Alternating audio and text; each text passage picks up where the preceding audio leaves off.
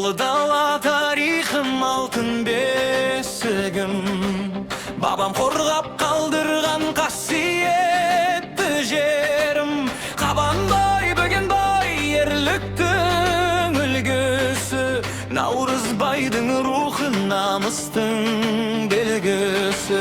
Домбыра үнінде далам сөйлейді, көкбөрінің рухы бізді жетелейді.